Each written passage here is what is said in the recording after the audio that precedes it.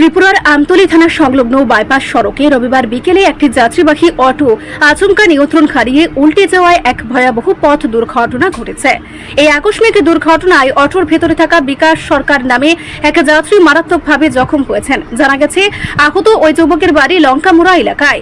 স্থানীয় সূত্রে খবর, রবিবার বিকেলের দিকে যাত্রীবাহী অটোটি যখন আমতলী বাইপাস সড়ক ধরে যাচ্ছিল, ঠিক তখনই চালক নিয়ন্ত্রণ হারিয়ে ফেলে গাড়িটি সড়কের উপরই উল্টে যায়। ঘটনার পরপরই তীব্র চিৎকার ও শোরগোল শুনে আশপাশের পথচারী ও স্থানীয় বাসিন্দারা দ্রুত ঘটনাস্থলে ছুটে আসেন। তারাই অত্যন্ত তৎপরতার সাথে রক্তাক্ত অবস্থায় যুবককে উদ্ধার করেন। দুর্ঘটনার খবর পেয়ে ঘটনাস্থলে পৌঁছায় আমতলী থানার পুলিশ। আহত বিকাশ সরকারকে চিকিৎসার জন্য তড়িঘড়ি হাপানিয়া মেডিকেল কলেজ হাসপাতালে পাঠানো হয়েছে। বর্তমানে সেখানে তিনি চিকিৎসাধীন রয়েছেন। ব্যস্ততম এই সড়কে রবিবার বিকেলে এমন দুর্ঘটনার জেরে কিছুক্ষণের জন্য যান চলাচলে বিঘ্ন ঘটে। ঘটনাটা কোন জায়গাতে হয়েছিল?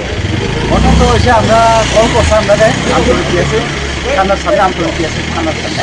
আচ্ছা, একটা স্পেশাল কল অ্যাক্সিডেন্ট হচ্ছে, আমরা গেছি।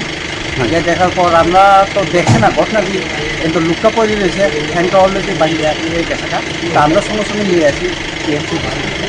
লোকটার নাম কি জানা গেছে স্যার? হ্যাঁ, তার নাম কি? পেশেন্টের নাম হচ্ছে বিকাশ সরকার। কোন জায়গাতে বাড়ি? বাড়িটা অ্যাকচুয়ালি আমি এবার সঠিক জানাবো। এখন কোন জায়গাতে নিয়ে আসেন? টিএমসি হসপিটালে নিয়ে আসি। আচ্ছা, মানে এখন অবস্থা কিরকম? এখন অবস্থা সিরিয়াস।